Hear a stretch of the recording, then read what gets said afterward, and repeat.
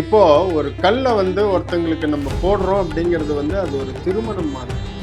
இந்த மாதிரியான கடையில் வந்து மியர் ஒரு வியாபார நோக்கத்தில் தான் பண்ணுறாங்க.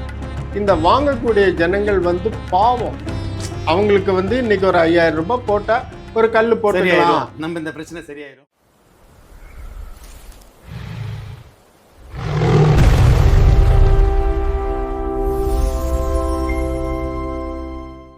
ஜி, இந்த கல் வாங்கலாம்னு நினச்சி ஒரு ஜென்யூனான கடைகளில் போய் கேட்கும்போது அவங்க மினிமம் 80,000, 1,00,000, 1,400 அப்படி கல்லுக்கு வேல்யூ வந்து கூடிக்கிட்டே போகுதுங்க.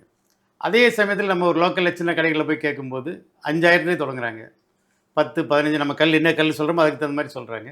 அதனுடைய விளக்கம் என்ன? அதாவது ஜி, இந்த உண்மையை சொல்லணும், இந்த ஸ்டோன் பிஸ்னஸ் ஜோதிஷம்ங்கிறது வந்து ஜோதிஷத்துக்காக நம்ம ஸ்டோன் போடுறோம். இருந்தாலுமே நிறைய பேர் வந்து இந்த ரொம்ப மேல்தட்டு மக்கள்லாம் அவங்க உண்மையான ஜெனுயின் ஸ்டோன்ஸ் அழகுக்காக, ஆர்னமெண்டல் பர்பஸ்க்காக அப்படி பார்க்குறாங்க. அந்த மாதிரி எல்லாம் அவங்க போடுற அந்த கல் தான் the true genuine stones, real value products. இதில் வந்து 2 ஆஸ்பெக்ட் இருக்குச்சு. சரிங்க ஜி. ஒன்று வந்து ஜோதிஷத்துக்காக போடக்கூடியது. சரிங்க. இன்னொன்று வந்து அழகு, அந்தஸ்து, அப்புறம் ஆடம்பரம். அவங்களுடைய கௌரவம் அந்த மாதிரி. ரைட். இப்போ நம்ம அந்த ஏரியாவுக்குள்ளே போட வேண்டாம். நம்மளோடது வந்து ஜோதிஷம்.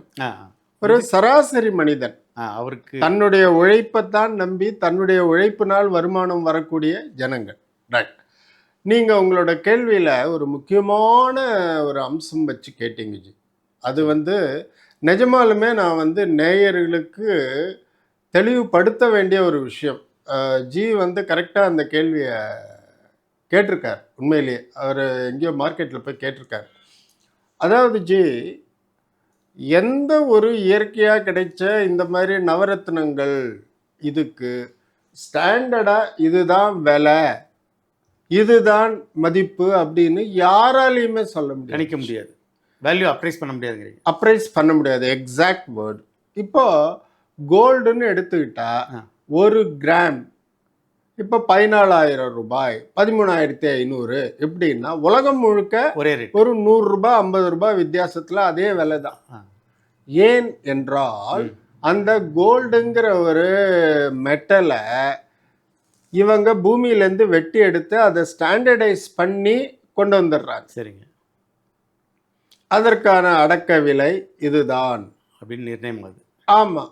இப்போ 1 கிராம் கோல்டும் பண்ண முடியும், 1 டன் கோல்டும் பண்ண முடியும். எவ்வளோ பெருசாகவும் பண்ணலாம், சின்னதாகவும் பண்ணலாம்.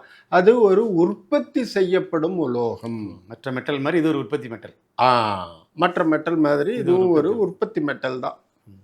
அப்போது ஸ்டாண்டர்டாக ஒரே ப்ரைஸ். 1 கிராம் இவ்வளவுனாக்கா 100 கிராம் இவ்வளவு, 1000 கிராம் இவ்வளவுன்னு சொல்லிட்டு ஸ்டீல் அது இது மெட்டல் கேட்டகரியில் போயிடுது. மெட்டல் கேட்டகரியில் தான் போகுது. இது ஸ்டோன் வந்து வேற கேட்டகரிக்கு. ஆனால் கேட்டகரி 1.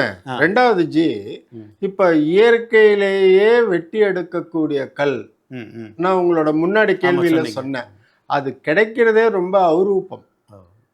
இப்போ வந்து கோஹினூர் டைமண்டு ஏன் அவ்வளோ வேல்யூனா உலகத்திலேயே அதுதான் பெரிய டைமண்டு. எப்படி நேச்சுரலாக அவ்வளோ பெரிய டைமண்டாகவே கிடைச்சது அவ்வளோ பெரிய விஷயம். அதுக்கெல்லாம் விலை மதிப்பே கிடையாது.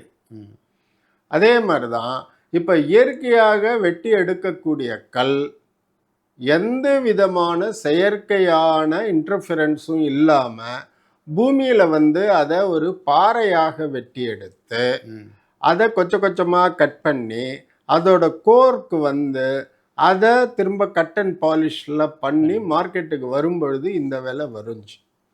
நீங்கள் சொன்ன அந்த 5,000, 8,000, 10,000 இதுக்கெல்லாம், அந்த வேல்யூக்கெல்லாம் எந்த ஒரு நல்ல நேச்சுரல் ஸ்டோனும் கொடுக்கறதற்கு வாய்ப்பே கிடையாது. வாய்ப்பே இல்லை அதுக்கு. ஆனால் விற்கிறாங்க மார்க்கெட்டில். விற்கிறவங்க என்ன வேணாலும் விற்கலாம், வாங்குறவங்க தான் புத்திசாலித்தனமாக. அதாவது ஜி, இது வந்து ஒரு பணம் சம்பந்தப்பட்ட விஷயம். ஆமாம். நம்பிக்கை சம்பந்தப்பட்ட விஷயம், தேவை சம்பந்தப்பட்ட விஷயம். அதனால இந்த வாங்கக்கூடிய ஜனங்கள் வந்து பாவம், அவங்களுக்கு வந்து இன்னைக்கு ஒரு 5000 ரூபாய் போட்டா ஒரு கல் போட்டுக்கலாம், சரியாயிரும், நம்ம இந்த பிரச்சனை சரியாயிரும். இல்ல பிரச்சனை கூட இல்லைச்சு, இந்த கல்லு நம்ம போட்டுக்கலாம் 5000 ரூபாய் 6000 ரூபான்னு அவ்வளவுதான் விலை அப்படிங்கிற மாதிரி அவங்க நினைச்சிட்டு இருக்கிறாங்க. ஆனா ஒரு நேச்சுரல் ஸ்டோன் ஜாதக ரீதியாக அவங்களுடைய உடல் எடையை சம்பந்தப்படுத்தி தான் அந்த ஸ்டோன் வந்து என்ன எடைக்கு போடணும்னு எங்களால டிசைட் பண்ண முடியும். எல்லாருக்கும் ஒரே வெயிட் கொடுக்க முடியாது. முடியாது முடியாது முடியாது முடியாது. அவங்களுடைய உடல் எடைக்கு தகுந்த மாதிரி தான் நம்ம டிசைட் பண்ணுகிறீங்க. ஆமா, அப்படித்தான் ஜோதிஷ சாஸ்திரம் சொல்லுது. கரெக்ட். இவ்வளவு ரத்தம், இவ்வளவு சதை, இவ்வளவு எலும்பு இருக்கக்கூடிய ஒரு மனிதனுக்கு என்ன மாதிரியான எந்த அளவுக்கு அதிர்வுகள் கொடுக்கணுங்கிறத அந்த காலத்திலே கனெக்ட் பண்ணி வச்சு லிமிட் இருக்குங்க, சும்மா எல்லாரும் போடக்கூடாது. ஆமா, இல்ல எந்த அளவு வேணாலும் போட்டுடலான்னு இருக்கும். புரியுதுங்களா? ஸோ இது ஒரு ஃபேக்டருங்க. ரெண்டாவது ஃபேக்டர், இந்த மாதிரியான கடையில் வந்து மியார் ஒரு வியாபார நோக்கத்தில் தான் பண்ணுறாங்க. இப்போ ஒரு 5000 ரூபாய்னா அதில் எவ்வளோ ப்ராஃபிட் பண்ண முடியும் எனக்கு தெரியாது. 5000 ரூபாயை தாண்டி ப்ராஃபிட் பண்ண முடியாது இல்லையா? அவங்களுக்கு அதுக்குள்ள அவங்க ஏதோ சின்ன லெவலில் அவங்களுக்குன்னு ஒரு சர்க்கிள் வச்சுருப்பாங்க. அதுக்குள்ள அவங்க இந்த 5000 அவங்க ஒரு 20 நாள் 25 நாள் கழிச்சு எனக்கு இது பிடிக்கல வேண்டான்னா அதை கூட திரும்ப வாங்கிக்குவாங்க. அதெல்லாம் ரொம்ப தப்பு. ஜோதிஷ சாஸ்திரத்துக்கு டோட்டலி எகெயின்ஸ்ட். இப்போ ஒரு கல்லை வந்து ஒருத்தங்களுக்கு நம்ம போடுறோம் அப்படிங்கிறது வந்து அது ஒரு திருமணம் மாதிரி. கல் அணியிறது. ஆமாம் ஆமாம்.